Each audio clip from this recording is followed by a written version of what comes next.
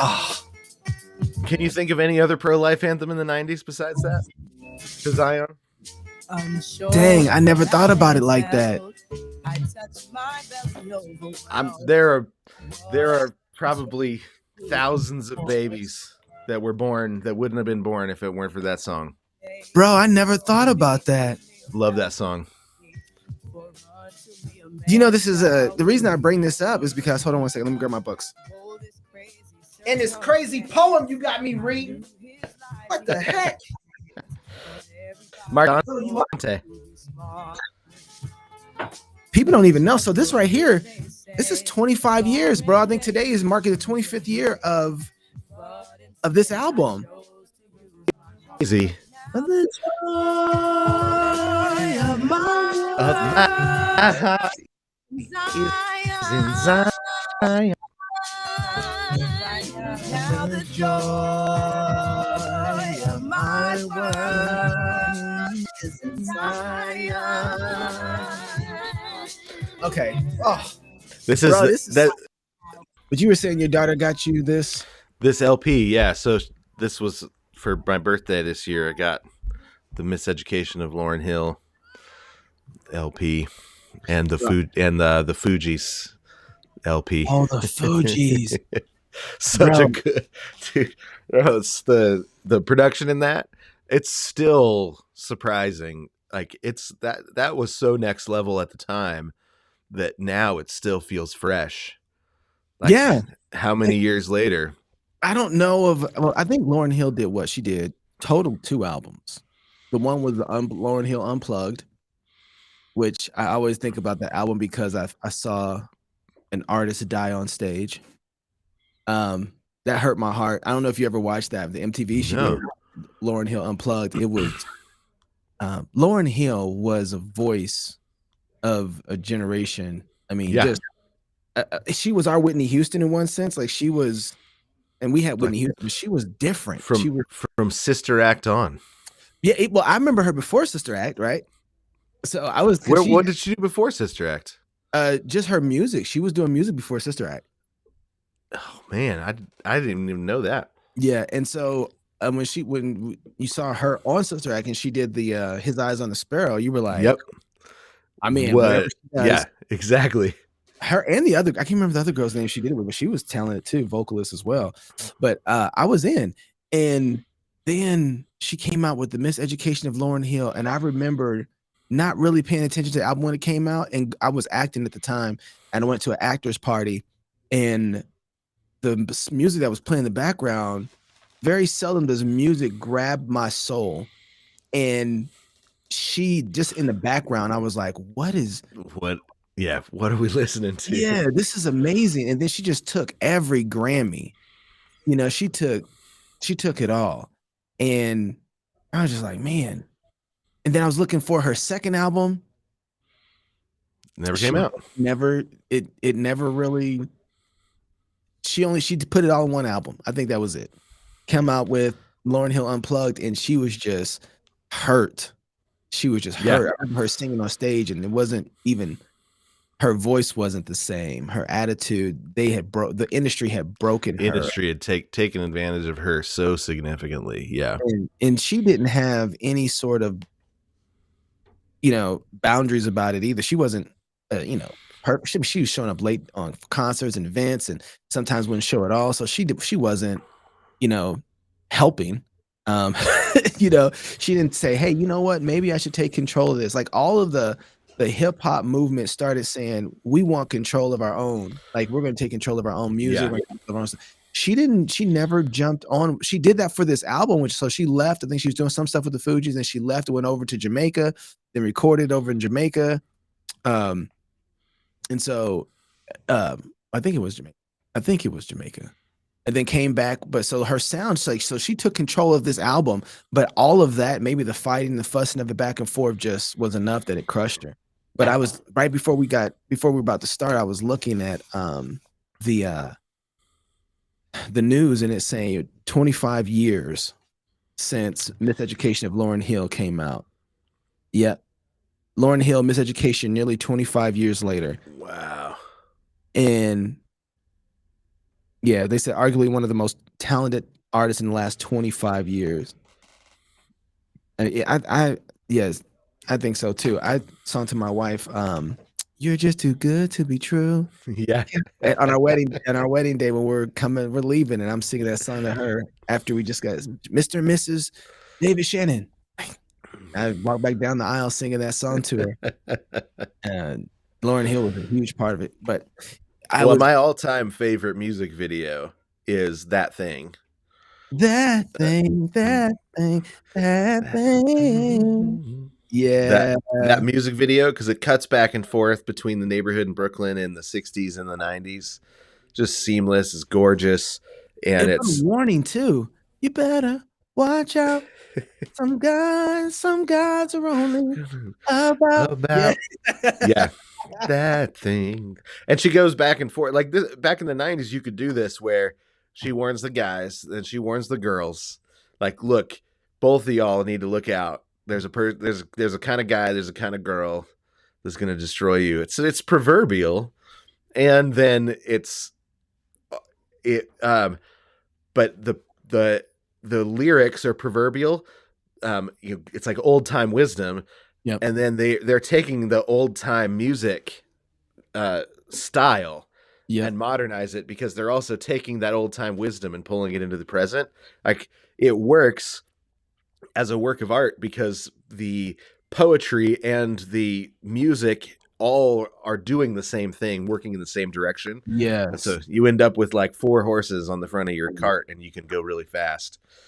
You know, Um, that was actually something that hip hop was doing in the beginning, and in this weird era around kind of the 90s or so, it started not doing it anymore. It switched into something else, but it started with that kind of that jazz sound too, mhm. taking jazz and actually it was taken from a lot of different genres, symphony, classical, all that stuff. And Yeah. then neo soul really was the one that started lyrically taking those old songs, that old sound.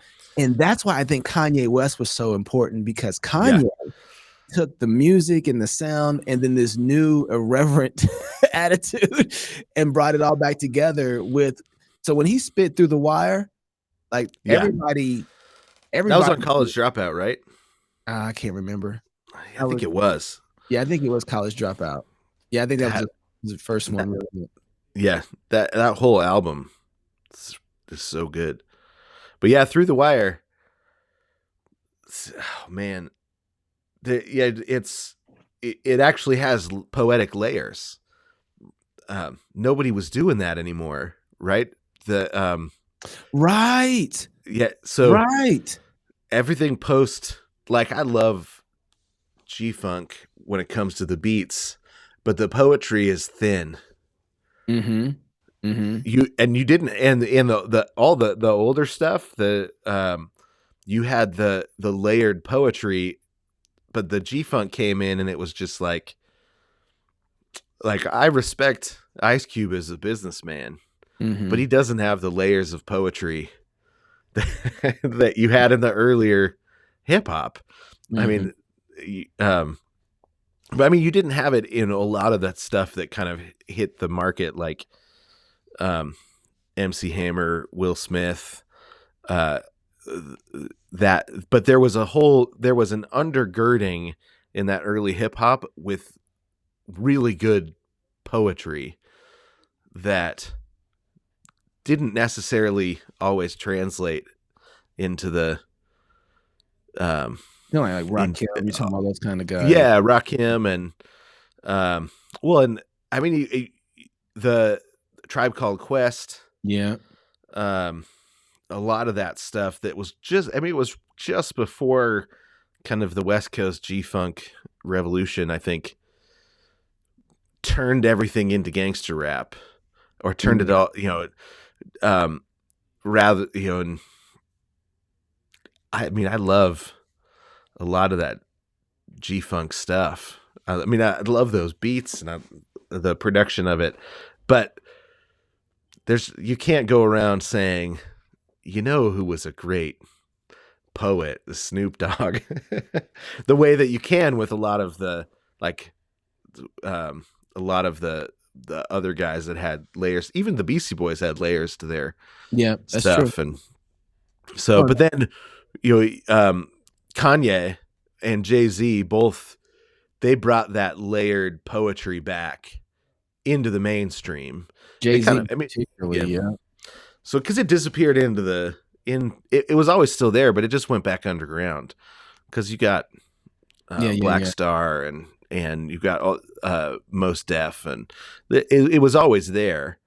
That East Coast neo group saved a lot of music in the kind of urban music, Yeah, in hip hop. I really like, that whole East Coast group. I mean, even he's not the best poet, but as far as production, uh, um, oh, I see the two faces. I'm thinking of the Timbaland Neptunes. and Neptunes. Yes, Yeah, they there was a respect there with the Neptunes. I think still for some of that, which is why he's still around, stays around yeah, right. to this day. Even though, like, if you watch his masterclass, anybody with a Mac Air can do everything that he used to do, and But a get cell paid phone. millions for. Yeah, with your cell phone, you can do what he used to do. When But they he's still around because he does have that uh, musical knowledge, that connection of where he's at, and drawn stuff into the present from the past. And Hey, I was thinking about this. If you had to think, okay, there's a couple things I was thinking about. First of all, what the heck kind of poem did you send me? Messiah Christmas portions? What is this? some Mark Dottie. Did you read it? Yeah, I read it. I don't know what I read though. I have no idea. Okay, a couple things. I kind of want to start here. Is there you look back and you say, oh man, poets of old, you got Dante, who is in the last 100 years, you think we got a Christian poet that's worth noting that is like, Well, I mean, I think you have Tolkien. There's a lot of poetry in his works, and C.S. Lewis published poetry. His poetry is not all necessarily great. There's some good ones in there, but G.K. Chesterton, his poetry is really, really good. I like it a lot. these are I guys that think come to my mind. I think when you said Lewis and Tolkien, I thought of, oh man, those are good fictional writers who were influenced by poetry, and so you can see poetry in their works. But I can't think of like, oh, I love that poem from G.K. Chesterton. Like he's not right, supposed to be yeah. poetry.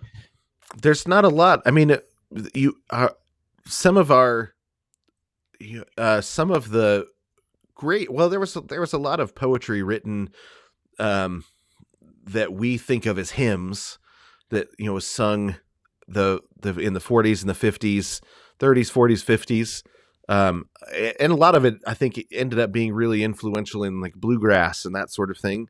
So there's some good poetry written right at the same time as like the Harlem Renaissance.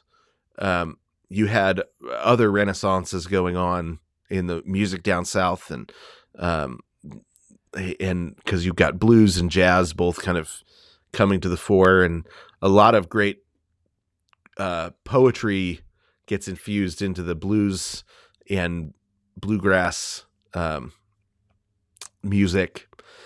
But the last 100 years, the church has retreated from poetry, and has said it's not our, that's somebody else's, and so it's moved into it's sort of split into two movements, because you've got the people will not live without poetry. It's just we are too poetic of a species. So there's always going to be poetry. When the church retreats, it leaves the poetry without an integrating force, because the church has always been the place where poetry ends up integrated, where you've got the both what you think of as low or populist poetry, the poetry of the people, and high poetry hold together throughout history in the church. But you don't have that right now. So you've got poetry in the universities that is going a particular direction, kind of highbrow poetry. And then you've got um, what would be called lowbrow poetry, populist poetry, something like that in our music rap.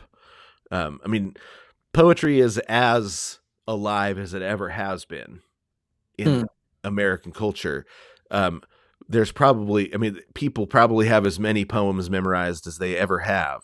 The difference is we carry them, we have them in our Apple Music rather than in a book or in poems that we say. Or I mean, when we were on set, it was the Fresh Prince of Bel Air, right? It was, Almost yeah. everybody knew the entire thing when we were Yeah. singing that on set. So there are still there people are going to be filled with poetry. It's just a matter of whether or not the church is curating any of it for them or not.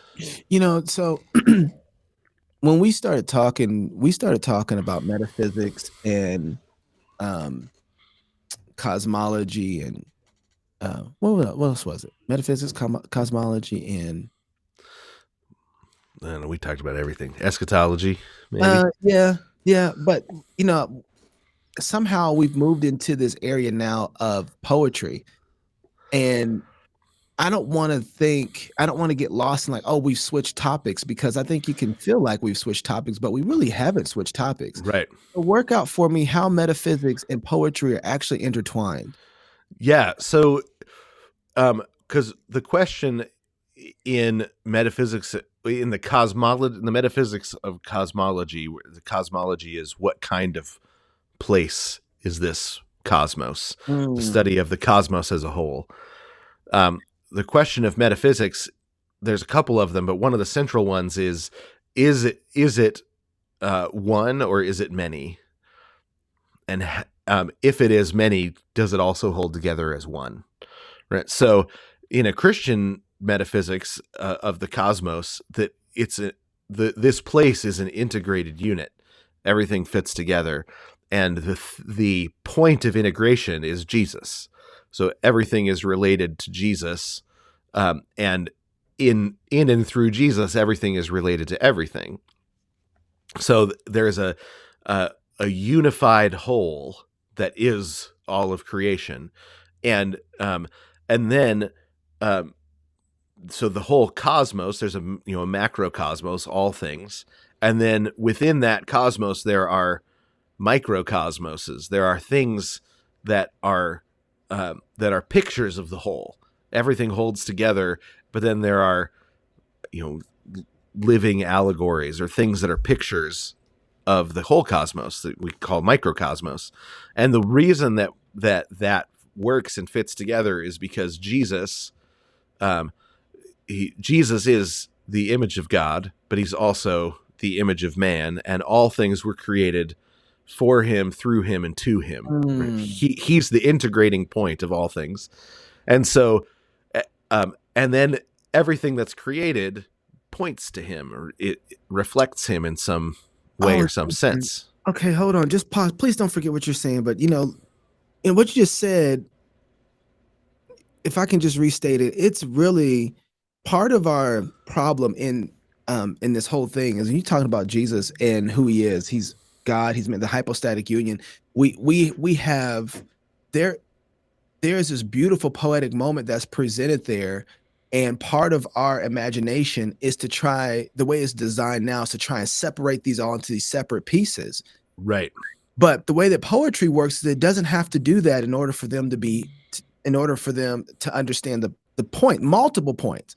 And so right, even understanding the the beautiful um the even understanding Christ and who he is, you have to have a poetic understanding to be able to see all these things how they work together and not how they and not the conflict they marry together in a very harmonious way and you don't understand that apart from having a poetic understanding of the world. right.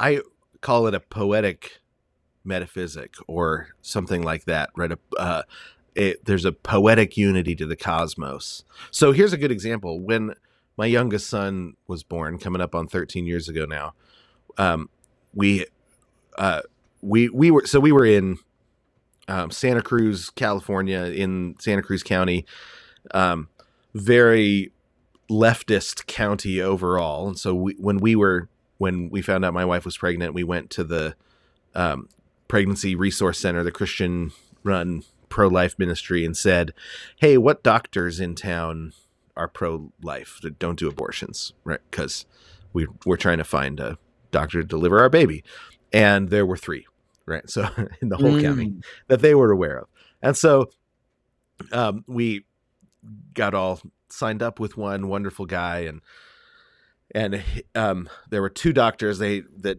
delivered babies together, and when it came time for Malachi to be born, it was right around Christmas time, and the doctor came in, and um, it was the other partner in the practice, and so she came in and was delivering Malachi, and uh, he's born, and she's holding him, and she says, "I love delivering babies around Christmas time because my Savior became one of these."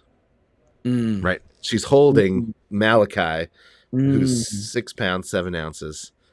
My Savior became one of these. Right? She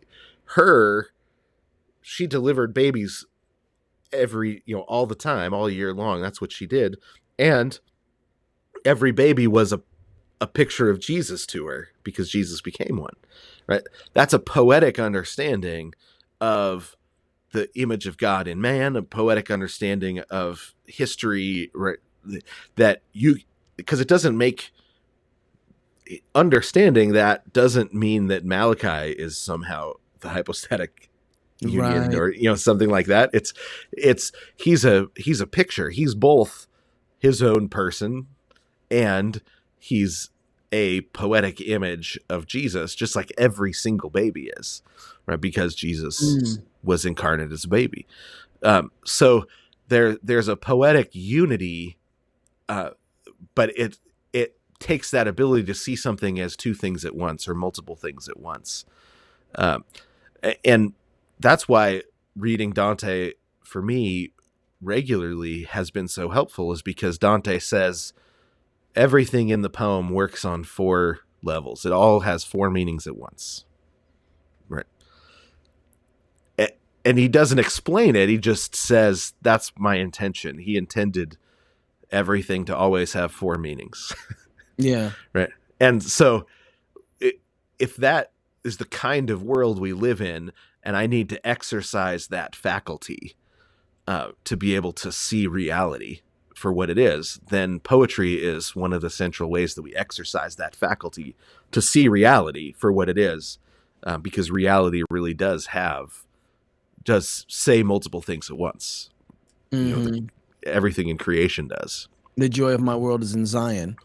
Right, exactly. Right. Yeah, right. That's such a great line because she named her daughter, or her son, Zion, Yeah. and and she's also talking about God and God's people gathered, right? Zion, Mm-hmm. where it is that God became or meets with his people, which is Yep. Zion, and which is Jesus, right? Right. Jesus is Zion, because you say, well, he says, tear this temple down, I'll rebuild it in 3 days, right?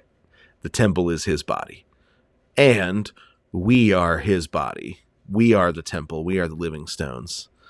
And the temple was the temple in the Old Testament. There was a physical place that meant all those things as well, right? So what? And then on top of that, the temple is a picture of the cosmos, because the temple is also, it has the seven lampstands, because there's 7 planets in the sky. It has the priests wear blue because they're floating through the sky. You just made that one up. You just made that one up. I'm not buying that one. I believe that's true. I don't know if I could prove it outside of a poetic Well, I do metaphysic. know. Well, one of the things that helped me think through this is the fact that I can't remember who said this, but I found it from reading it when the tabernacle is being designed and built, it was built based off of the vision that Moses had of the heavens. And Yeah, then he would right. go back and to build the tabernacle off that model, right? And so, yeah, that's not so if that's there and that's a reality, then we need to be wondering how all of that points to, in one way or another, that compares that imagery and the poetry that's there inside of it, you know? And the book of Hebrews tells us that it's a picture, that it's a shadow of the heavens, Right. right? It's a portable. The tabernacle was sort of a portable Mount uh, Mount Sinai, which was God making His presence known on earth, the Well, and heavenly that place. Yeah, there. It's because it's an unfolding story of poetic significance. it's all going back to the this is I'm telling you, man, if everybody and their mama can get paradise restored, everybody and their Is mama it? needs to get Do this. you know if it's back in print? It was out of print. You know what? We need to demand it. I think Uncle Gary's Yeah. supposed to be bringing it back into print. I did find another. Yeah, I think it's back in print because I found this. I got from Uncle Gary. This is the original. Okay. And there's another version that I have that's like a paperback. So I know it's back in print. Okay. It's back in You, print. Excellent. Because I had a photocopy of it back in the day. you got a photocopy of everything. I know. Well, guys, I could never afford books, so I was photocopying everybody else's books. The what David Shilton does, and I think ultimately it's probably James Jordan at the in the back of it, is just I start to think they like. worked. I think they worked a lot of the things out together. Weren't they friends at the time? I didn't know that. I Probably. think so. I think they kind of worked it out, but I don't really know. I just vaguely remember hearing. I think Yuri Brito tell me that. That makes sense. He would know. I after going through Paradise Restored, I haven't finished it yet. I'm just going through kind of how to read prophecy, and he goes to the garden. I realized that I don't know how to read my Bible because I don't know how to read poetry. And I'm not saying I don't understand a lot of I understand a lot of my Bible. But then when I went back and read Paradise Restored, the way that he walks through the details that I skip over as if like, oh, that's just there is good to know. It's almost like Yeah. I treat it like an author who's describing, I don't know, uh, an author who's describing a room in a book. Cool. You just want me to believe that I'm in the room, right? Right. Yeah. You want me to come into this room and then just like, oh yeah, I can feel the room so that I can experience the main thing that happens in the room. That's how I was reading Genesis, right? I was reading Genesis like an author who was like, hey, there's this room and it has these checkered walls on it, you know, and then in the back there's this blanket across the top with a white ceiling roof, and so I'm reading Genesis and the whole story, like, okay, that's really cool, great. I have a good idea of kind of how the garden was, and the main story is Adam sin, and there's going to be a restoration of the garden. Got it. And so when I went back and was reading Shilton, he was like connecting the rubies and the diamonds and all the wealth and the colors back to the priest when they were given the law and when they were given how to do sacrifices and how the priest dressed and why he wasn't to wear any sort of wool that would make him sweat because sweat Right. was part of the curse, right? And so they had linen that they wore. And it was like, what? And the rubies that were on his head was to remind them of the garden and everything that you saw that was repeated, you know, on how the priests operated and how sacrifices were done, and even the children of Israel coming out of Egypt inside of this wasteland, and yet there was water, and yet there was food, and there was this canopy over, and then there was heat. They were in a type of garden in the middle of the wilderness. And he just goes through and breaks down what the garden was and the repetition of the garden um, over and over in scripture of God being with his people. And this is what it looks like when God is with his people. This is where the garden is. And you see this. Right. The substance of all those shadows, the poetic substance of even the Garden of Eden, is God's presence. Right. It's the same way, when a monarch comes in, and you could talk about the crown. The crown came, the crown sat down, the crown spoke. Right? That Mm, there's a poetic substance that means the king or the queen, in that when you when you talk about the crown, well, all of and all of the garden is has that kind of relationship. It has a poetic relationship to God, in which the substance of it all points to God without losing its own independent existence, because it's a poetic substance. But it we don't understand. We don't know enough. We don't exercise um, that understanding often enough to even be able to take in how much glory there is in the scriptures. Yeah, because that's, because when you think about Calvinism, then you should look at that and be like, oh, that's beautiful, right? Right. Like, you know, because you can But see that. Go ahead. even our understanding of sovereignty, we have ended up, like, the way that we tend to understand sovereignty comes down to how God interacts with me at the center of the world. Like, Explain that. I Yeah. mean, you think of how when sovereignty comes up, it's because something terrible happens, and we say, "Well, God is sovereign." All right. So Right, right. this difficulty that I'm going through, it must have some sort of mysterious purpose out beyond there that's about me, right? Because sovereignty turns out to be about me in Mm, our understanding, um, rather than understanding sovereignty and providence um, to mean God has a plan to glorify Jesus, and mm, I get to be a part of that, right? I get to share in that because I'm part of the choir. I'm part of the purpose. I'm part of um the the the I'm I'm in God's tool bag I'm in the for symphony, man, huh? I'm in the symphony, yeah, but the purpose of it all is to glorify Jesus. And um you know, when you get to be in a symphony and play an amazing piece of music, I remember I was played percussion in the All Northwest uh, for the All Northwest choir in when I was in high school, and it was, four states, the best voices from four states of high school choirs, and we were singing Osifuni Mungu, which is an African song, um, that is praise the Father, praise the Son, praise the Spirit, three in one. It's this beautiful Christian African piece, and I was in the African drum group that played percussion in support of the choir, and getting to be a part of this amazing choir performance that moved people, that had people um, up on their feet. Right? I didn't have a solo. I didn't have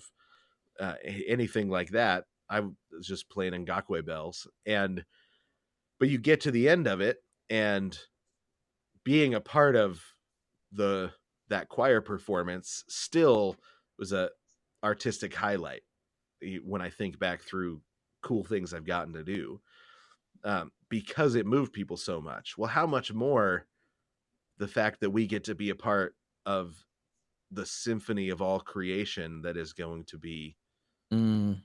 praising and glorifying Jesus at the end of all things. Um, we don't have Most of us don't have that kind of experience, and so we don't even get how good of a gift that is, how great No, of a gift that is. no, and actually, the whole thing is actually centered around us as if we're the most important part of this. The reason I wanted to bring up metaphysics and poetry is because I think part of what I've started to realize, man, I'm starting to realize that a couple different things. We were talking about 9/11 yesterday, and I was just really shocked at how much that time has passed since 9/11. So much so that we have people who are now of the drinking age who didn't really know what was going on, and some people who were born even before 9/11. So if you were born in that year, you're 20 years old, 21 years old, right? If you were born 5 years before that, that still doesn't have any sort of effect on you. 8 years before that, you might have some sort of semblance of what was going on, but really not much. When 9/11 happened, I was 20. Yeah. So the people now who are post 9/11 are just where I was when it happened. They don't know anything about it. And so they come into the story not knowing the world that 9/11 made for them to live in, right? They have no concept of it. And so they're living in this world that 9/11 has prepared for them, and they don't even know what the world was like even before 9/11. So there was like this world before 9/11 in America. And then this happened, changed the whole world. And then I started thinking about, oh man, that's really interesting because Pearl Harbor happened. Mm-hmm. That was huge, and that happens in the 40s. So that's 40 years before I get here, right? Before I'm born. And the whole world, America was different after that. The way we thought about everything was different. There's huge moments in American history that we don't even, well, you go back before that and you got the First World War, early 1900s, right? And that had an effect. And you keep going back, and after a while, you start realizing there's this huge story that's been going on before you got here that we haven't ever read or taken part of, and uh, we're ignorant to so Right. much of American literature, world history, world literature, that we are just kind of being moved where we want to in this story. And so, since we've been talking, it's been like, okay, I need to go back and that journey I've told on the show. I'm going to make my kids every summer do 20 years before they got here what was going on in the world, and then Right. before that do 40 years after. So the first summer is 20 years. After that, you're going to do 20 more years. What's the 40 years before you got here? What's the 60 years before you got here? And I'm just keep going back until they get kind of a full robust American history. And then Western literature, we're going to go into that. We'll probably do a jump or so. And so as I've been going through and hitting back, I'm starting to realize that there were a lot of things lost before I ever entered the world from even just Western literature, like guys Right. like Dante, Chaucer, Shakespeare, who we get so many American words from that we don't even know about.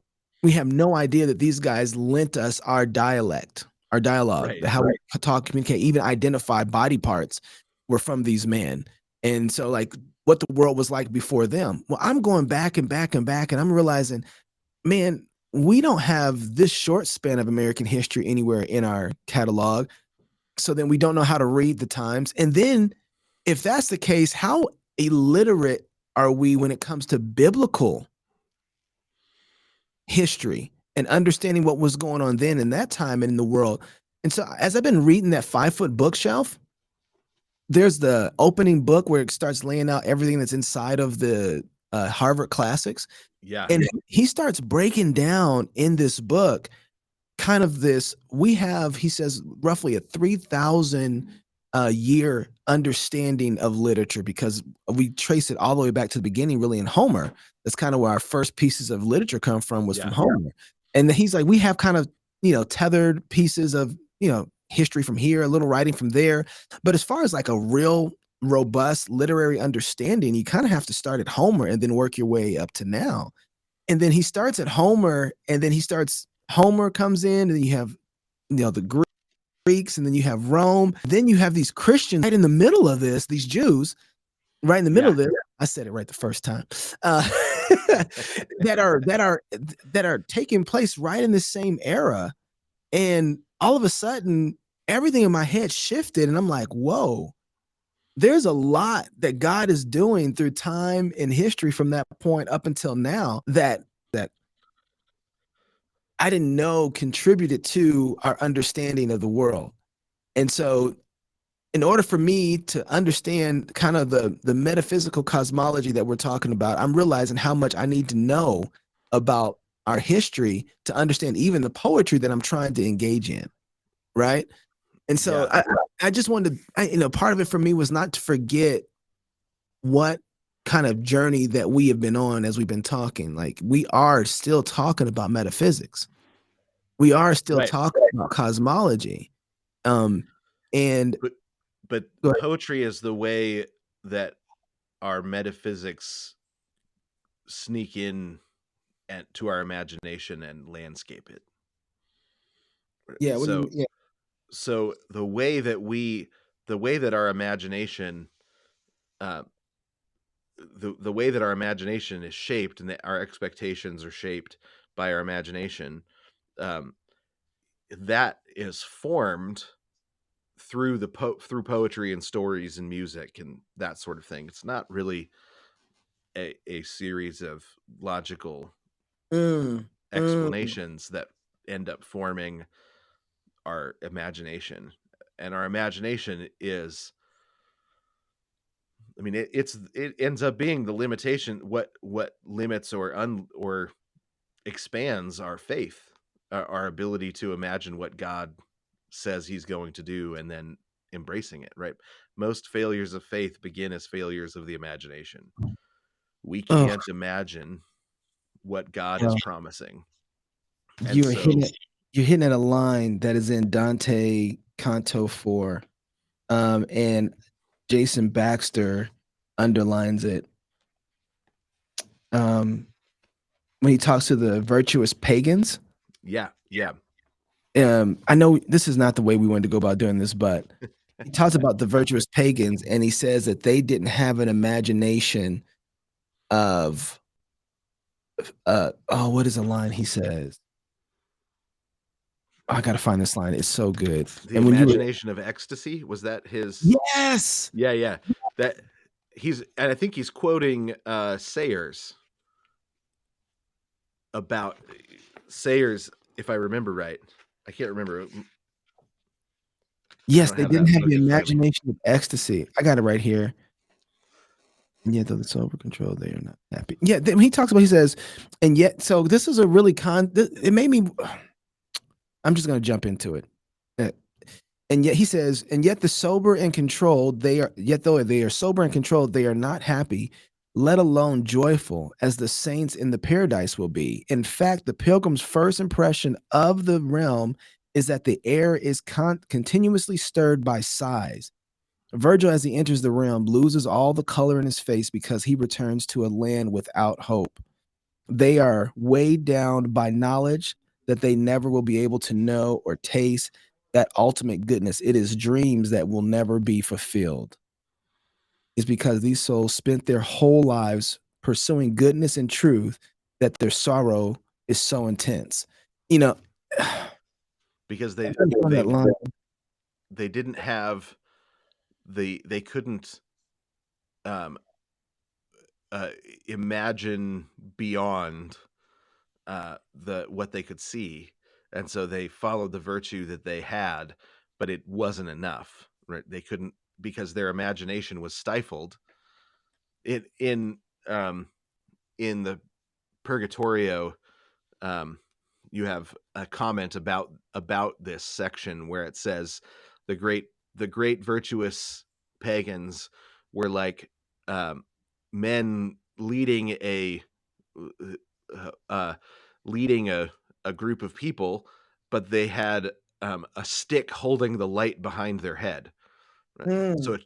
it shined in front of them and they could see some things, but they never turned to look at the light itself. And so they never, their imagination never took them beyond the sun to what the sun represented. Yeah, he was talking about humanism. I'm trying to find the part where he's talking about humanism. Was it are you sure you're not thinking of the footnotes in Sayers' edition? Oh, it might be in Sayers. It might be there. I got so much that I'm bouncing back and forth between.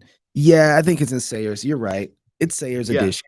Wait, good mind. The allegory is clear. It is the weakening of humanism to fall short in the imagination of ecstasy.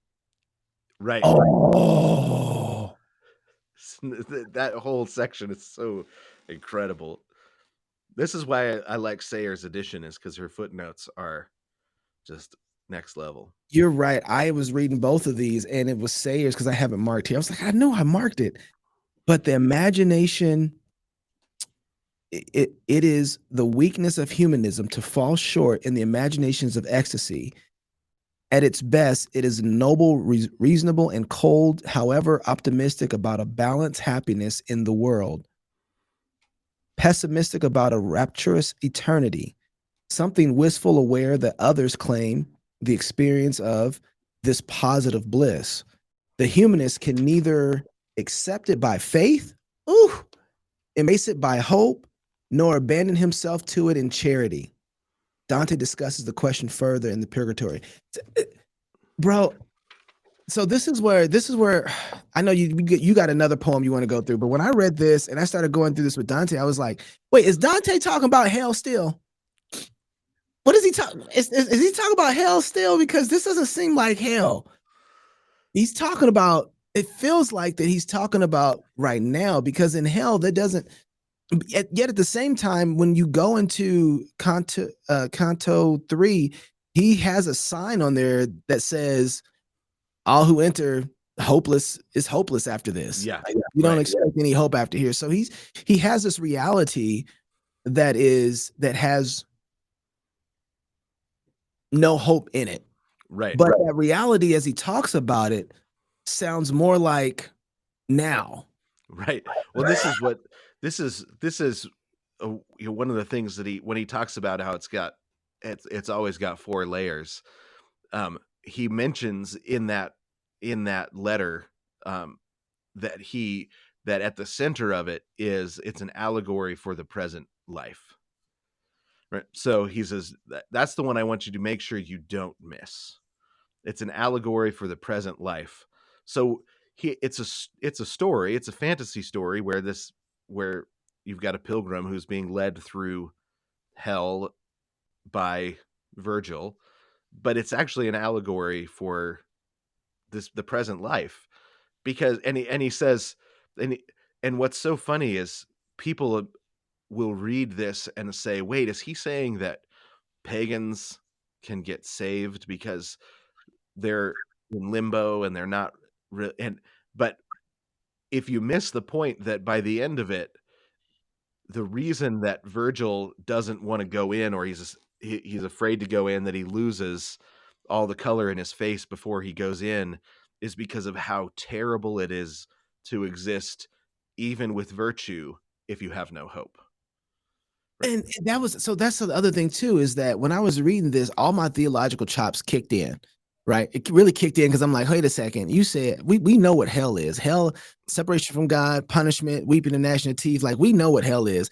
Why is Dante dividing this hell up into these people who are punished, right? Who are tortured, into this hell of people who are not tortured?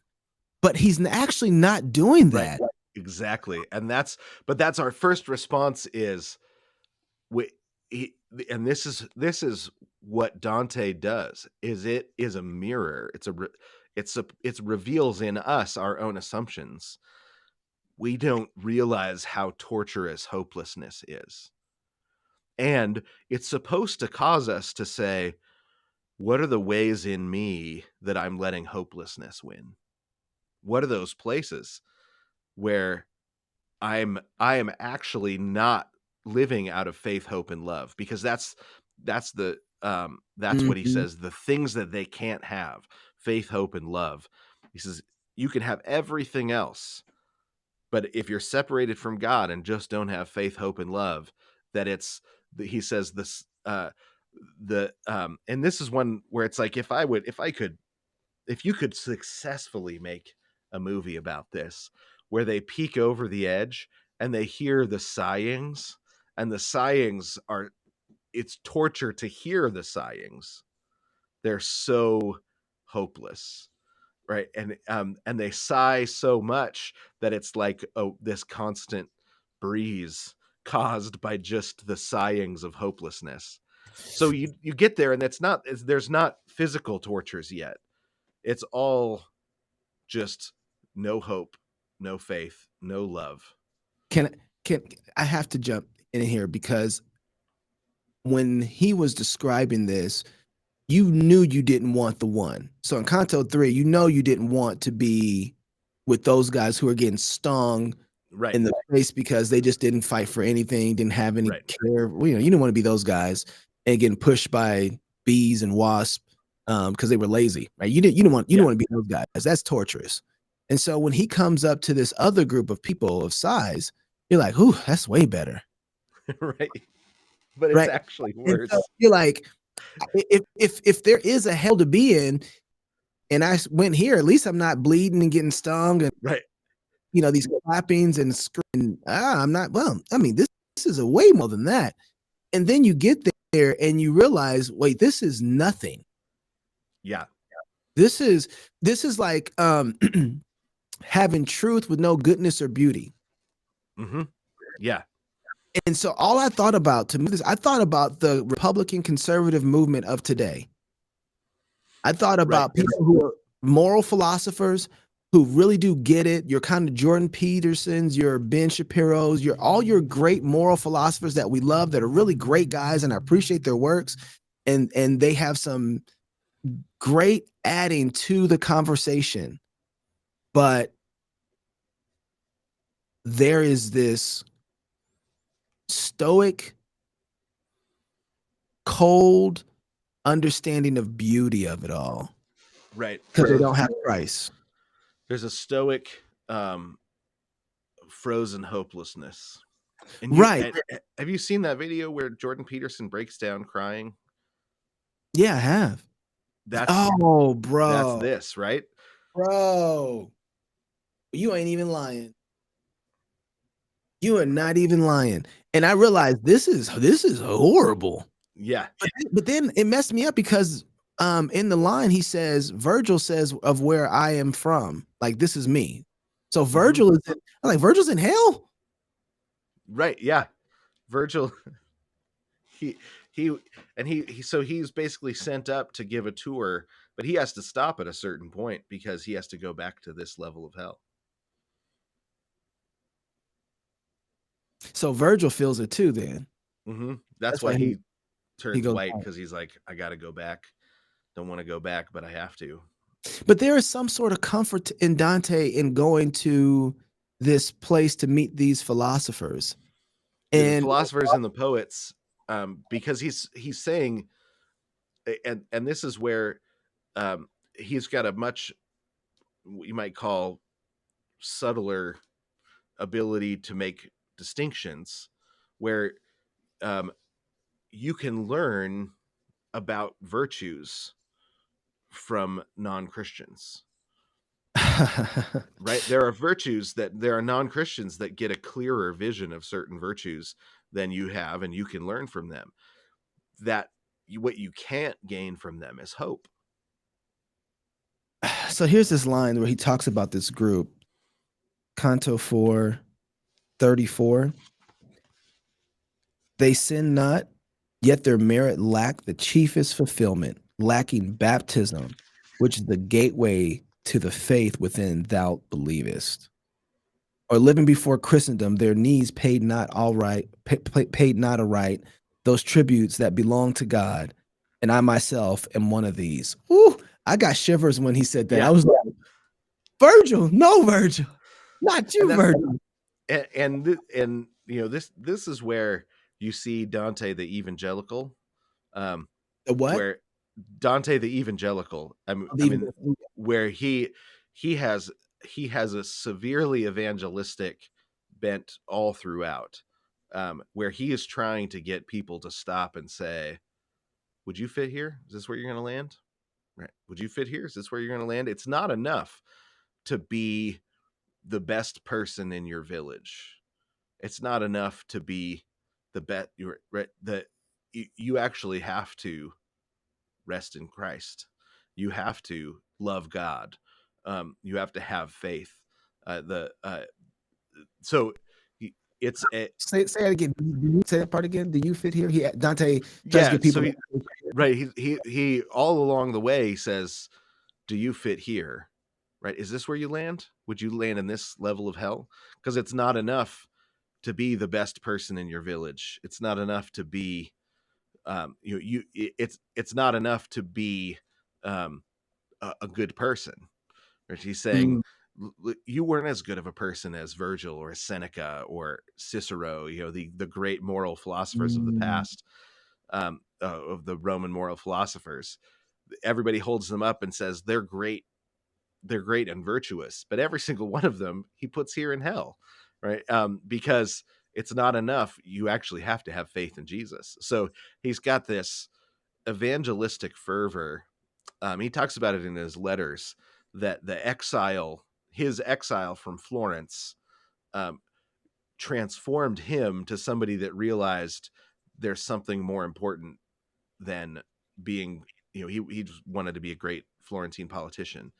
It transformed him, saying, actually, I want to be a great evangelist. I want to be someone uh, who at the end of time had uh, benefited the eternal souls of humanity, of my fellow man, not just simply great at Mm, politics. Now there's a lot of political commentary throughout, because it's not yeah. a separate thing, right? The way your soul engages in politics is actually part of the way your soul engages with God, but um, Well, because it and comes with out your fellow man. politics is where it comes out at. Like, politics where you really get to see where your level of engagement with God is at, right? And, like, you get to see it, and it's working. It's not, it's what I always tell my son when he's playing football, it's like, "We're gonna see when we get on the field what you've been practicing." Yeah, Right. So, right. so politics is like, oh, this is what you've been practicing. Like, no, no, no. I'm telling you, there's no other way to explain this except for if that's what you're doing in a game. It's what you've been practicing behind when you're by yourself. The other thing that was really interesting about this, Jason, was he finds these poets towards the light. Right. So am I seeing that right? So he's like, he sees there's this light kind of in the distance, and then he finds these he finds the poets on the way towards that direction, and so he finds the poets, and then he finds these great minds, and there's kind of like the poets first, and then these great minds, and then but they're in the direction of the light, but they're not in the light. Right, yeah. They can see it in the distance, and that's actually part of what makes them hopeless, right? Is They'll never get there. they can see it, but it's behind the fog, right? There's no way to get there. So, if you were shooting this and you would tell the colorist, take out, take out all the contrast, right? Like, this is there's a um the he would turn the whites all the way up, that sort of thing. Like, the color is gone from their vision, or the color is gone from their life. And it's different, when you get to the next level, lust, and there's everybody's moving fast and swirling, and there's a punishment in not being able to stop and contemplate, but there's a Mm, punishment built into contemplation without faith. And that's what he always is looking for, is what it how is hell embedded in the sin in the present, right? How is hell sneaking its way into our lives mm. in our current sin, right? So there's a hopeless contemplation without faith. Okay, this is what happened with Jordan Peterson and Dave Rubin. It was the hell was implement the very thing that these guys are trying to avoid in the transgender movement.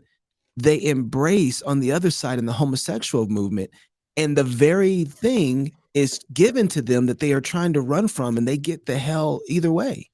Right. There's because it's not uh it, sin begins the punishments of hell in the act of it, right? When people will be like, oh man, that person, they're getting away with so much, look at all that sin they're committing. You're not getting away with anything, and it's not that you're not getting away with it just because someday it's going to be punished, but sin has embedded within it the beginnings of its punishment, right? And so and that's a truth that you see throughout the history of Christian thought, and and in our experience we know that. um Dante's trying to explore that deeper in order to help us want to avoid sin, right? He's trying to change our desires so that we'll look and say, yeah, I don't want to commit that sin. There I, it- it's like saying, do you want to just step into hell just a little bit? Well, of course we don't. Um, but hell is always or sin is always choosing death over life. I mean, this is why the law of God is good news, because it's a description of life. It's a um, when God comes and says, "Here, let me tell you how to avoid death." We don't say, "Oh, you're so Mm. mean. You're punishing us with these laws," right? It's a here's how to avoid death. And that understanding of virtue, um, that virtue separated from faith continues to be a hellish thing, right? You know, Is so go ahead. that's the it's so I mean, he says it in such a moving way that you're like, oh, I'm so grateful for that conviction. Thank you, Dante, for stabbing me right in the gut. The other thing that he does in here, as he's talking about, he asks Virgil, "Has anybody escaped this type of um, what do you call it? Hopelessness?" Right? Is this is form of hopelessness? This consistent, perpetual form of hopelessness. Um, but and it's really interesting because when you compare to being physically hopeless to mentally and emotionally hopeless, you almost prefer the physical because you can feel something Right. versus like they're like nothing. This is what makes people commit suicide and cut themselves because they can't feel. Right? There is it's pure hopelessness. Is that they have this knowledge and then they just can't feel anything from they're numb, which is like anyway. So you kind of look and say, well, I don't know, them wasps don't seem so bad in comparison to not feeling anything. But then Virgil says, yes, when I first got here, there was, I can't remember how he describes it, but basically he's been saying there was the Holy One, Christ, who came and got, was it David? And he mentions a Yeah. few. So basically, all the saints from before Jesus's resurrection, right? So he said all the Old Testament saints came here too because they didn't yet have Jesus, right? They had him. They so it's not the same experience for them. It was a waiting place, and this is something I think just we have this in the Apostles' Creed. Jesus descended into hell, Yeah. right? But that it's the harrowing of hell is what it was called doctrinally. It's mostly disappeared. I mean, it's similar. The resurrection of the dead at the end of time is disappearing from doctrine now. Um, but the harrowing of hell is one of the other things. And what that was, or what that understanding is that people that died in Christ before Jesus, but that had the promises of God and trusted in Him. So Abraham, David, the saints of the Old Testament, they went to a waiting place because heaven wasn't open yet, right? So Psalm when David says, um, "I'll go to Sheol when I die, and I won't be able to praise you," Psalm 6. He's saying that's what he's talking about. I'm going to go to this waiting place that is shades and spirits, um but then Jesus, when he dies, he goes and preaches to the spirits in prison, right? And those that trusted in him in the Old Testament, then he takes with them. So every time in the Old Testament that you see a picture of heaven, it's just angels. There's never people there. Paul says, when I die, I'm going to die and be with the Lord. So you got to say that again. Oh When no. I'm sorry, the internet keeps acting crazy, and so it's cutting you out. But you said when Jesus dies, he goes down and preaches to the spirits. Yeah. Um, Wait, so what got cut out? Did talk That's about what. Psalm 6? Yeah, I missed that part. We said Jesus dies, he goes down and Okay. speaks to the spirits is the last thing that we Yeah. caught. So Psalm 6, David says, uh, Oh yeah, I'm going down to Sheol if I yep, die. When Paul says, if I die, I go to be with the Lord, that's revolutionary, because in the Old Testament, whenever you see pictures of heaven, pictures of the presence of God, it's only angels. After Jesus is raised from the dead, we see pictures of heaven again, and now there's people there, but it's a lot of people. Well, it's because the people that were the saints of the Old Testament that were waiting in Sheol, now heaven has been opened up to them as well. And so Dante knows his covenant progression, and he understands that Jesus opened heaven for the Old Testament saints as well as the New Testament saints, opened the presence of God for them. And so Virgil tells the story of Jesus coming to Sheol, or coming down and getting people, right, and taking them up to heaven with him. So he comes down, and for 3 days and 3 nights, he's there preaching to the spirits imprisoned down there, and then he takes them with him when he goes. So Dante just says, yeah, it's different now than before, because now that Jesus has come, it even, because he's the king of hell as well, he's even shifted around the way that hell works. So then there that's kind of how we get the doctrine of purgatory ultimately. Is that where that's coming from, and they Well, just haven't the shifted, doctrine or what's the the doctrine of purgatory sort of develops um, out of out of an understand mostly out of an understanding of sanctification that goes awry, right? that Yeah. that your You can sins pay your can way be out. yeah, well, that it eventually becomes you can pay your way out, but it starts with um the uh you can your guilt can be paid for by Jesus, but the effect that your sin has, you have to suffer that. So if you cause somebody a bunch of problems because of your sin, then you have to have those problems to balance out your forgiveness. And that understanding sort of develops, and out of that, then comes the question of, well, what if I didn't get it all paid off before I die? And so the doctrine of purgatory, or the myth of purgatory, I guess is probably a better way to put it, Yeah, yeah. grows grows out of that false understanding of sanctification. um, and then they're trying to figure out how to answer that question.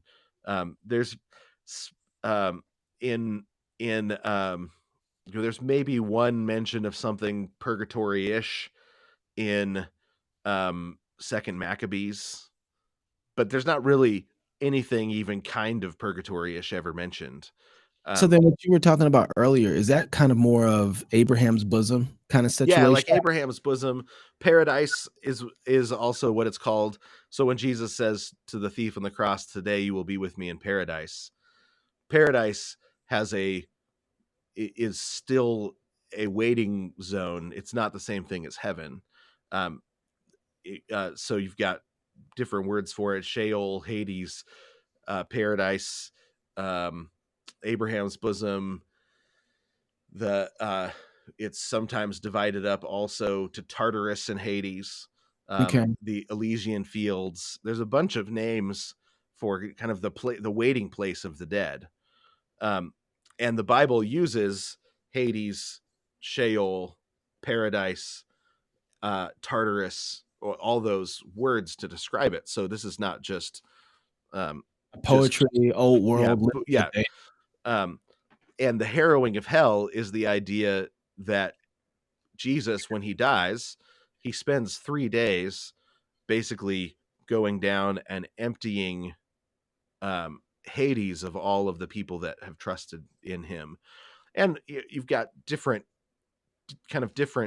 aspects of that tradition, but that's kind of the basic thing. Is Jesus goes down and he says, now that I have died to take away the distance, the darkness that was between us and God, you and God, the death.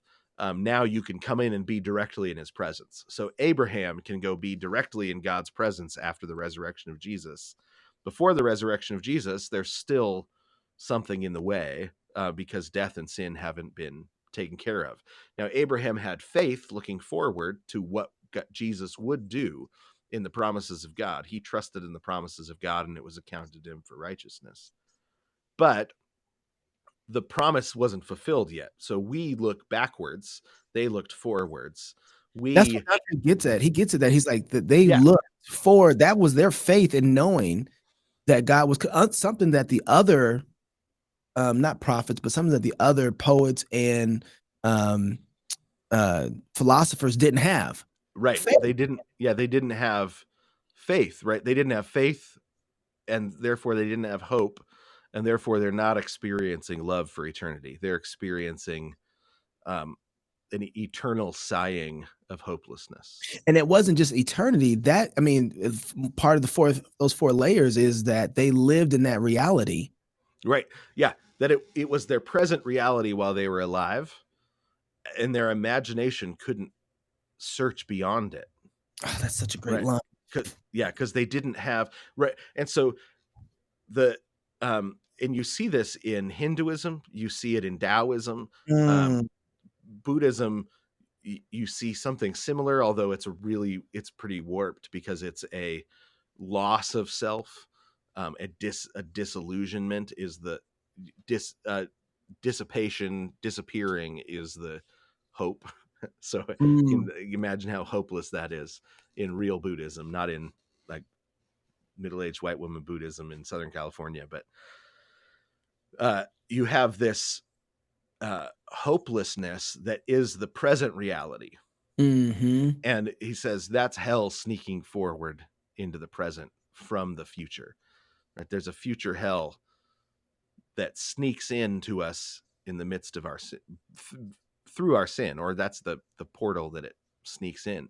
But in the same way, what we learn as we go on is that um, paradise actually sneaks into the present in our virtue, in our faith, in our hope, and in our love.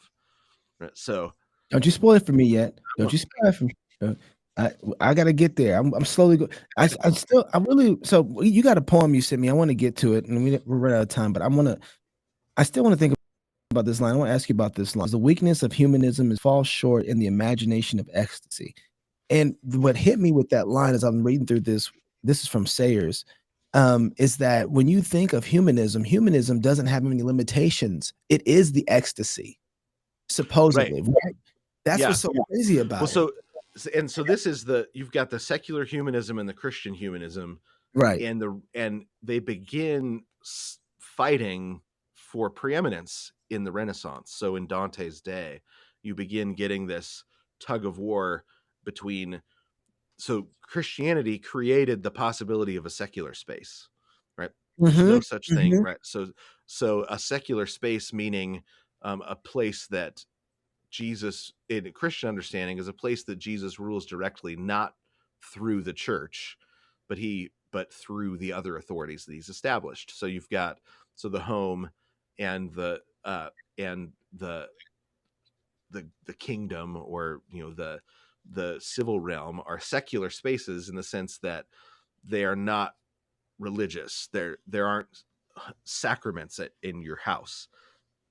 At home, it functions on, um, but God rules your home directly, um, through His revealed Word and through the authority structures that He established in the garden that continue to be passed on from father to father to father, or from head of home to head of home to head of home, because if there's no father, then the mother's the head of home, and so you've got these uh, authority structures that are not ruled by the church. There's not a singular authority that rules everything.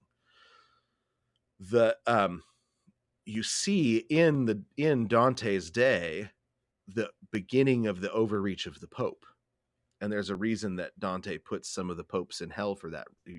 That's part of it, is they're trying to take over the secular space. Petrarch, who's a younger contemporary of Dante, has some of the most hilarious sonnets skewering the Pope of his day.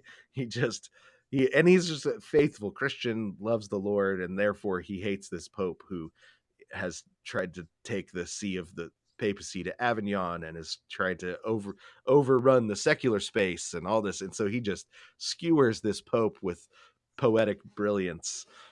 So it the anyone that says, "Oh, the papal authority has always been respected everywhere," it's just not true. Right? There was the the understanding of the universal authority of the Pope begins to grow in this context where you also have a secular humanism growing. So you've got uh, this reactionary understanding in the church that says, as secular humanism grows and this secular space tries to push its authority into the church, that the church needs to respond by taking all the authority to itself, which is not a good solution, but it was what historically was attempting to happen.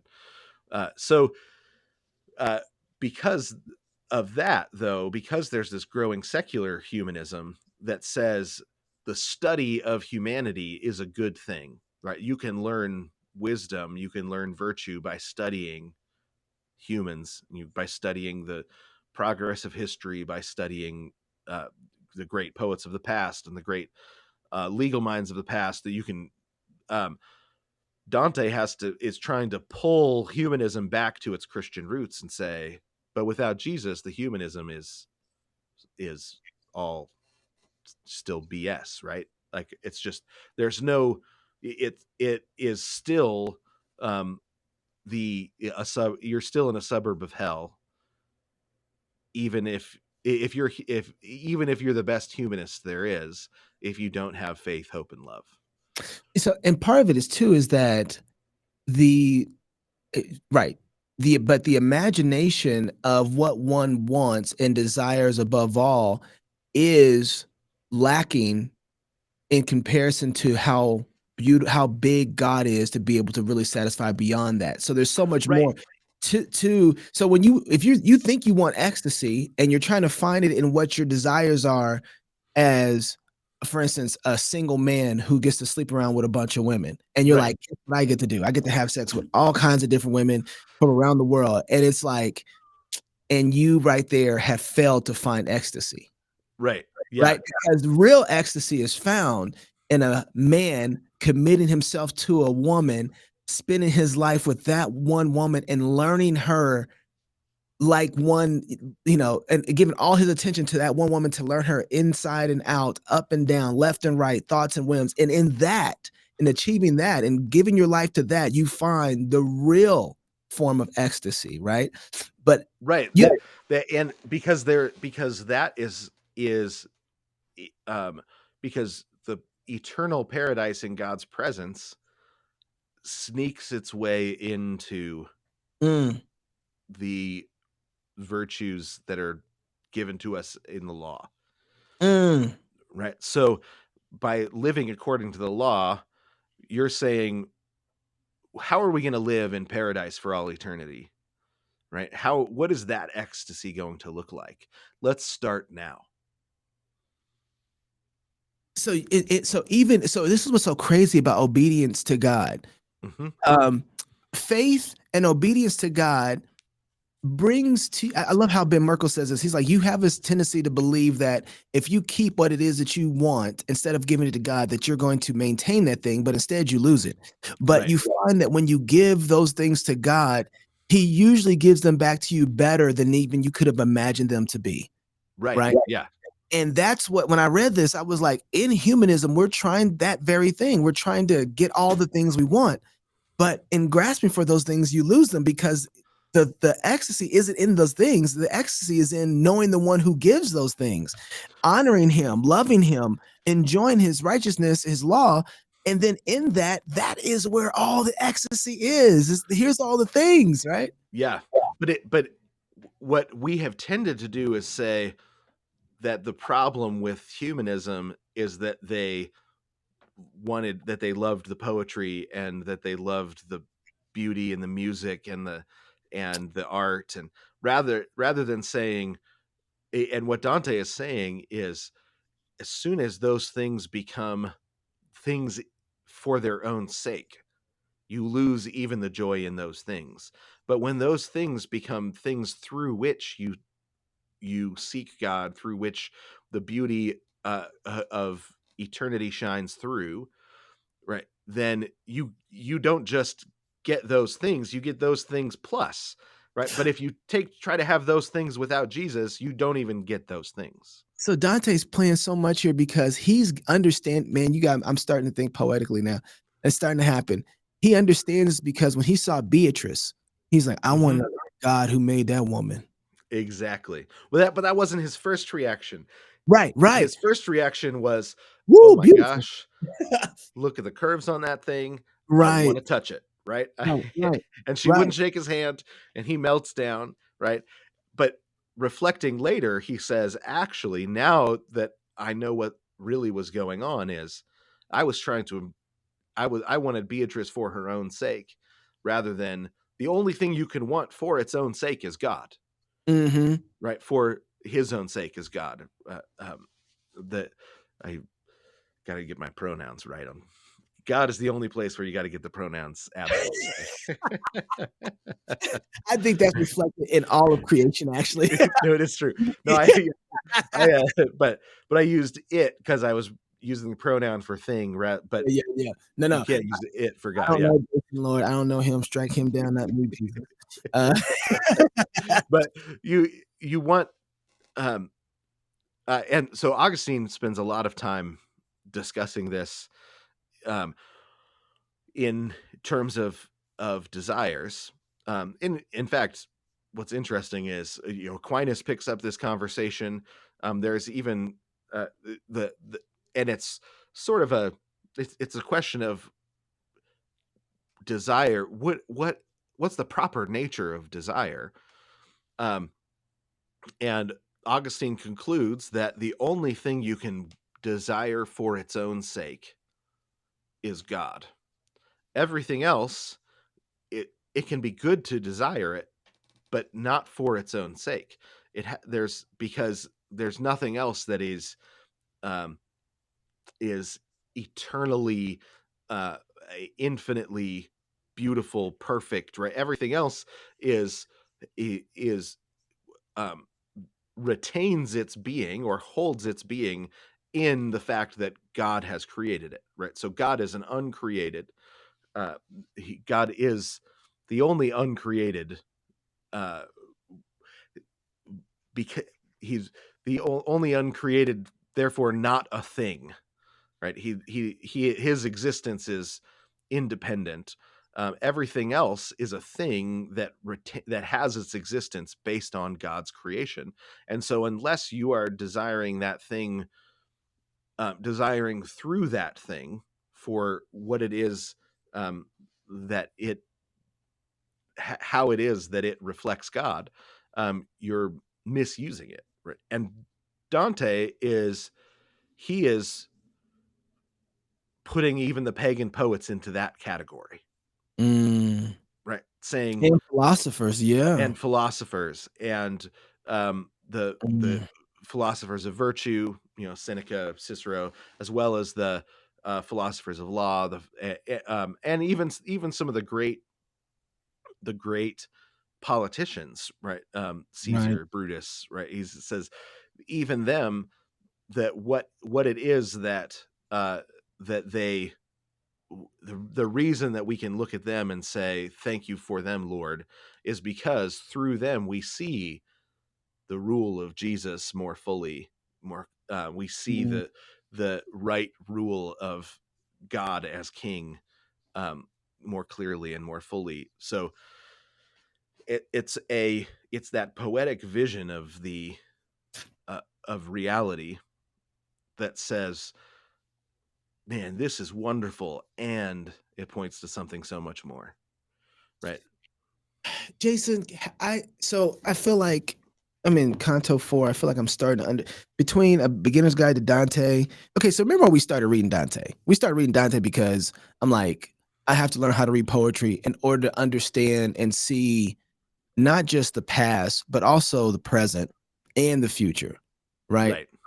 So learning poetry for me is to be able to have better vision and to read um, in a way that holds multiple things up and then looks at it like Tony Stark does in Right. Iron Man, right? Like that's what I think poetry does. It helps me break things apart like Tony Stark. So I can. What are you looking at? You just pulled up something. You must be. You already know where I'm going, and you're Yeah, grabbing I think stuff. so. I think so. So there's this term that I have. I was like, Miyagi that thing up for me. That's a term of mine. You know what that comes from? Like, yeah, where Daniel Russo is sitting up there painting fences. LaRusso, he's painting fences and he's buffing cars and he's sanding floors and he's getting to the point where it's like, all right, man, listen, now I'm just your slave. You're gonna have to Miyagi that thing up for me so I can know that I'm learning karate here, right? Because that's, and I'm not saying that it's useless unless I do, but now that I'm able to understand kind of what Dante is getting at, how do I take that understanding of what he's getting at a Canto 4 and probably where he's going to go, because I don't know where he's going to go yet, and then be able to overlap and apply that to even political understand. You know, I'm going to get done with this show and go do a show on politics. And I want to be able to make sure that I'm using the way that I'm able to read with Dante and apply that. Because in one sense or another, Dante's actually talking political. This is him Mm-hmm. coming from exile, from getting kind of run out by by the Pope and a few other folks, and so he's this is a political conversation that's underneath here. Um, how do I use that currently without just saying, "Oh, that's cool poetry"? Because I think there's a tendency to do kind of what universities have done, which is split apart these sciences and not show the universality of them, how they overlap with each other, and how they engage with each other to be able to do life and to understand the world better. Instead, they're all separate, so we don't ever put them together. So Miyagi that thing up for me. Put that all in together. Yeah, I think, and because this is where the interrelatedness of things is, um, it has a beauty in and of itself, Yep. right? That uh, when somebody comes along and they say, I want art for art's sake. Um, my question is always like, okay, that's great. What if the art is pointing to something beyond itself? Do you want that too, or is the art Mm, for art's sake? Is that a way of saying I don't actually want art? Right? I want the mm, experience of art, but I don't want art. Usually that's what people mean when they say art for art's sake. They say what I want is a particular experience. Um, and that we tend to think that's a reality. I don't think that's possible. You can't have art mm-mm. for art. It's not a reality. Yeah, like what the C.S. Lewis says, you don't keep the cigarette after you've smoked it, right? You can't. Um, the if it comes and it delivers something to you, you don't then say, okay, now I'm gonna, but I want to keep the cigarette. You well, no, you already smoked it. You can't keep the cigarette after you've smoked it, Mm, and that is what we that tends to be uh, how we approach art, because the interconnectedness of all things um, is something that we just have rejected out of hand, right? We've just mm, said, I don't actually believe in it. So when it comes to something like politics, and you say, okay, um, like what this shows you is you can actually have, say, a non-Christian, we who gets the political virtues right. mm, Um, it is not, we tend to be Gnostics when it comes to politics, that says, or when it comes to most things, art, politics, everything, and say, unless you have the secret Gnostic spark of Christianity, you can't get the externals right. So I can't learn anything from you if you're not a real Christian. Uh, um, Rather than saying, actually, sometimes uh, someone who's not a Christian, they get the externals right. That's actually sadder for them personally. But I can work with that. I can work with them. Um, but it gives you all sorts of possibilities to say, well, there's actually another layer, right? Oh, there's actually another layer to this, when it comes to politics. So, I'm sorry, man. It froze in that oh statement. no, It did. It's you said we I tend was to be wondering what yeah. was what was the You said last thing I said? we tend to be Gnostics when it comes to politics. That Okay, was the yeah. last thing I heard. So we tend to be Gnostics when it comes to politics, when it comes to art, where we say unless somebody has faith, they don't have anything to teach me. They don't have anything I can learn from them. They can't get anything right because there's a secret. There's a secret spark of of reality, or a secret spark of divinity, or a secret spark of faith that they have to have before they can get anything else right. But what but there's, because of the poetic interconnectedness of things, right? You can have somebody who gets the political virtues right. They get the political system right. They understand those things. You can learn from them. You see this in business as well. Young Christians that won't read business books that aren't written by Christians. Well, that's just kind of Gnostic, right? The business virtues are a particular kind of thing, and non-Christians can have them too. There's things you can learn, you can get better at, um, and learn it from non-Christians, because they're made in the image of God. They are um, people that are putting on display some aspect of God for us. And the political system is supposed to be, what we're supposed to be doing is moving it towards a fuller and deeper reflection of the rule of God. Right. That's what we want from our political system. It doesn't make sense to do that by rejecting the rule of God in our own personal lives. Right? And a lot of Christian politicians do that as well, right? They lose their own virtue because they think we've got to get this place in line with what God wants, but then they lose their own virtue in the process. Right? There's a poetic irony to Mm. that. that There's um, al there's also this idea, that I was thinking about, where I think we're willing to run off because someone does have the ideas. They have been good, um, political leaders, and I'm grateful for what they do and their observations to deconstruct the system, but the things that they would implement, unintentionally, would lead to this kind of, cold, stoic, lacked Christless environment, because while their observations are keen and should be taken in true consideration, they're not going to have a lawful, in a lot of ways, biblical lawful type of application to their observation. So they have one observation that's really good. Application is like, "Ooh." Yeah. right. Yeah. Yeah. Right. And we can separate that out, Yeah. right? Because Yep. Yep. the that's we don't expect we don't need a hero. We've already got one of those that came and That's right. did that, right? So we can separate it out and say, like, you know what, I really appreciate um, Trump's Middle Eastern policies, and the way that he has treated women throughout his life has been terrible. Right? And you're Right. not saying, you could say, like, he was really great with North Korea, for example, right? He backed down the conflict there. We want less war, right? Like, we do Right. as Christians. We want less war. That is the truth. Um, and so uh, to de-escalate, and Trump was great at de-escalating conflict. He also used being rich to mistreat women for years when he was younger. We don't have to say because we don't need a hero. We don't have to say everything was great.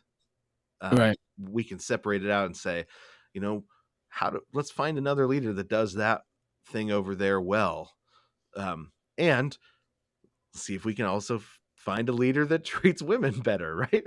Well, and I think too, when it comes to just choosing leaders and picking leaders, no one has I people don't take the Deuteronomic standard to what a leader should be, right? Mm-hmm. And because of that, like, when we figure out what an elder is and how to pick an elder, um, what a and this is just me going there. Husbands need to know what it's like to raise good men, so that they can give those men to good women, so that they know how to pick good men for their daughters, Right. right?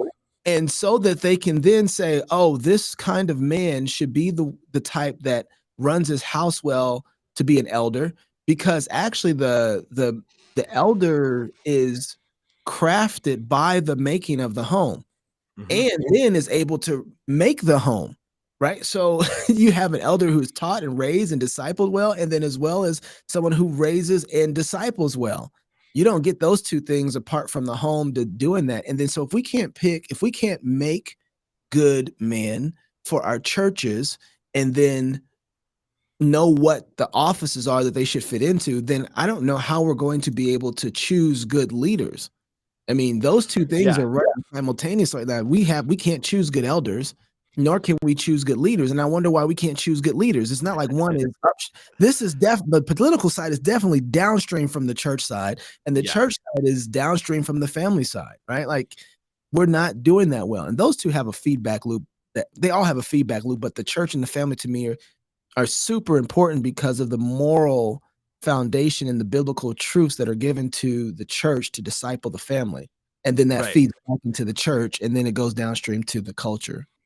Well, I think that's that part. The reason that a lot of that has fallen apart, and I don't know which came first. I'd have to think about it more. But we are looking for a hero in our politics, Yes. right? Yes. We're looking for a savior. Yes. So, and we need to stop doing that. Right? As Christians, we should be saying, "Well, I don't need a savior. I've already got one." Right? So, let's that's not I remember I think it was a Ron Paul it was a debate. I can't remember if it was Ron Paul or if it was Rand Paul, one of them, that it was in one of the debates and somebody said, "What are you going to do to solve this particular problem?" And that one of the candidates said this, another, and then got to them and said, "That's not the president's job." That was Ron, This I it believe. was yeah, he said, um, "The Constitution specifically tells the president that that's somebody else's job, and so I would do nothing as the president." And then he just stepped back.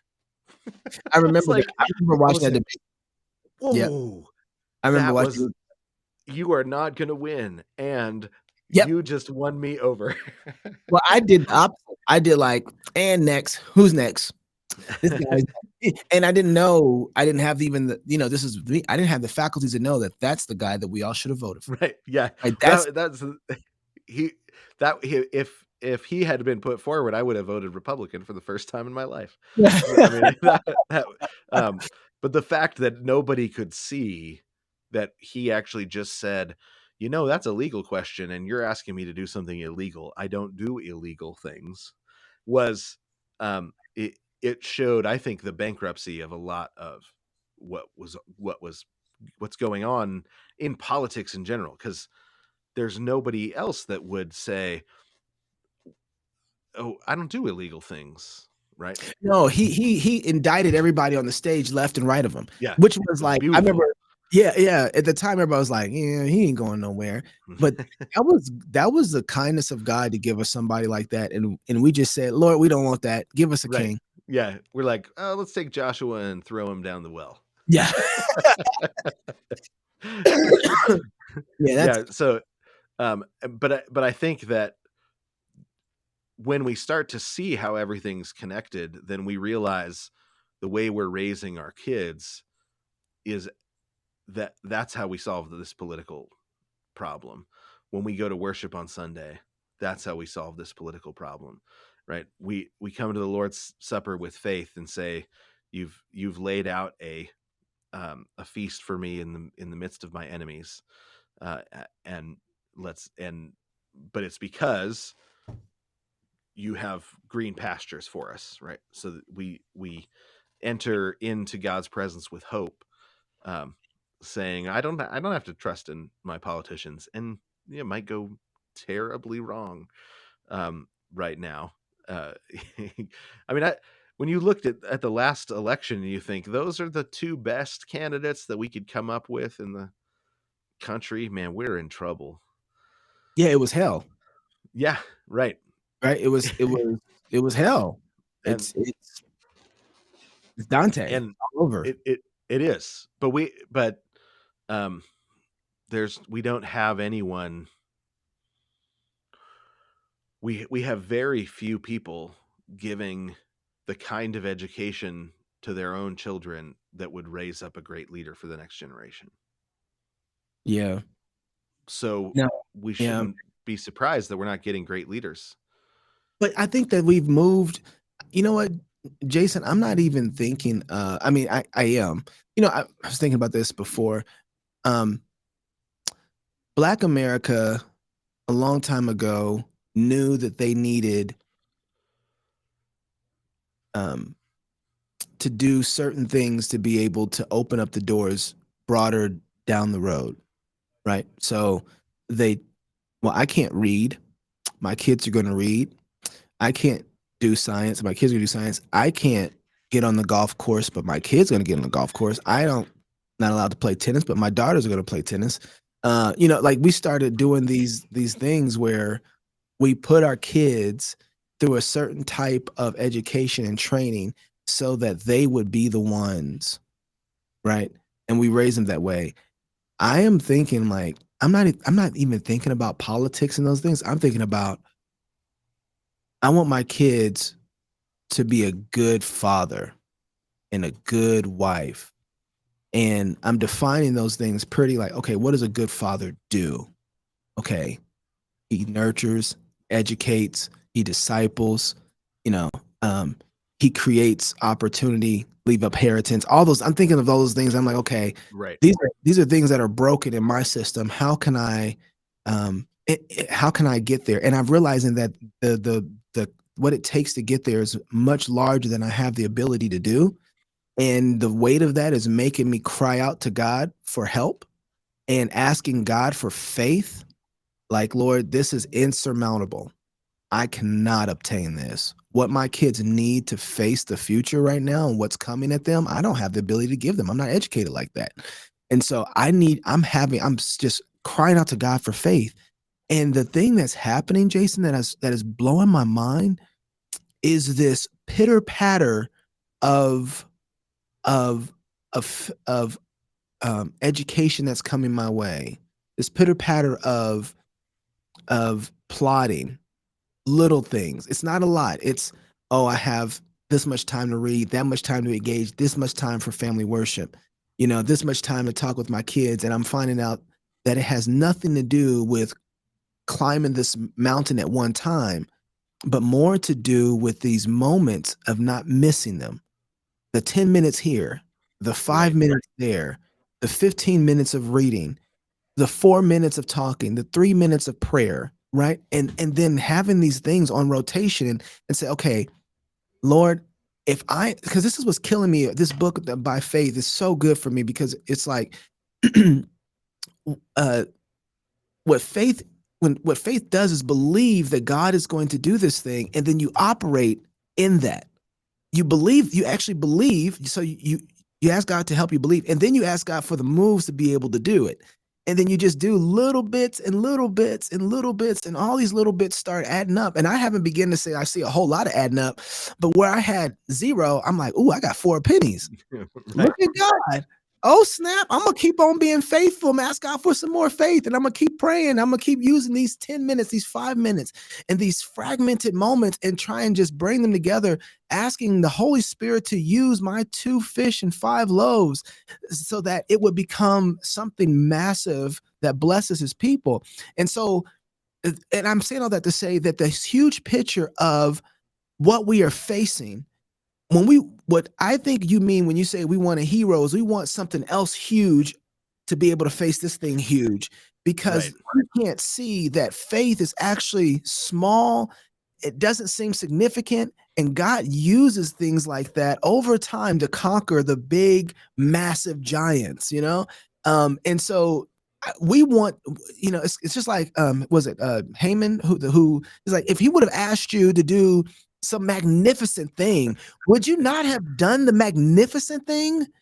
But here he is. He tells you to go dip in Jordan 7 times, and you don't want to go do that. And Yeah. it's that's how I feel like this whole thing has been, this whole new culture and world that we're at. It's like we want this huge hero that has all this shining armor, and it's like, but are you being faithful in your home with the small things God has given you? How do you do your time? What effort are you giving in the raising of your children every day? Each moment that you have, significant or insignificant, how are you using that to show forth the kind of world that we live in that brings glory to God, so that that becomes a total and full human? Anyway, I'm rambling. Go ahead. No, exactly that's exactly it. I mean, you know, you there's a um, sidewalk by my house that has been torn to shreds by weeds, right? By little Mm, plants, just growing little tiny seeds that get into the cracks, and they grow up. And next thing you know, um, this concrete has been just torn up to bits by just the faithful pressure of small plants, you know? Um, and I think that's the church is it when what how do we overcome the concrete of secularism? Seeds, man. You just plant the seeds. Concrete doesn't have a chance. If you've got seeds and time, there's nothing that stands a chance. I'm still in that. That's good. We never got to this poem. No, we didn't. No, we'll save it for next time because Sounds good. it's a little crazy. I don't know what he's talking about. I think it's a good one to start with because it's a contemporary poem, so there's no words that are he's just using contemporary words, and but it's very poetic, and I think it's a I picked it because it's a four Canto 4 has a similar point as Canto Oh, 4. So really? Oh, so then we'll start with this, and then we'll move on to. There's a lot in Canto 4. Canto 4, I need to meditate on that a little more. Like it was really good. So yeah, maybe it's we'll. really it's Yeah, challenging. I mean, it's convicting for me when I read it. I'm like, oh yeah, especially somebody that's always trying to keep reading and learning, and you think, yeah, but the faith, hope, and love, without that, all the learning is just sighing. yeah, yeah. I'll keep. Yeah. Oh, sign. Yep. Well, I'm in the process of learning how to learn, so I see that, and that's actually one of the things I think charismatic folk who came from come from the holiness folks were always concerned about was you got Hmm. all that knowledge and no Jesus, Right. and That's they a real thing. it is, and they were Yeah. more concerned about. I'd rather have a little bit of thing that about I know and know that thing really well about Jesus. And that's Yeah. what some of the old folks I envy them because they were right about that. I wish that they took that application and became specialists through all of them, but they would know one little thing, and they would know And yeah. that thing well. So Yeah. Gresham Machen talked about meeting Billy Sunday. Billy Sunday, he's kind of crazy evangelist, and used to he was a professional baseball player, turned evangelist, got saved, and he would stand on the floor and like jump up and stand on the pulpit while he preached and things, and and Machen he's a very subdued Presbyterian, and but he met Billy Sunday, and and he said, I'd rather have that than all of what I've got back here in the Presbyterian church, because that man loves mm, Jesus. And he's like, so you meet him and you're like, oh yeah, we're brothers. He and we have the same loves, the same faith, the same hopes. And he said, you've got all of this scholarship over here without the fire. So I'd rather have the fire and no scholarship. mhm. All right, bro. We'll this is good. I appreciate it. This is good stuff. And we I got to think figure out this internet problem. I don't know if it's me or Yeah, I don't know why. I got you paused again just now too. I don't know what it is. I know we're all plugged in over here. We're doing 500 up and down, so I don't know what's going on. yeah. I'm All gonna right. actually go check my speeds and stuff right now, but All right. Let, let me know what you get. All right, Okay. brother. We'll talk soon. See ya. Thanks, Jason. Bye.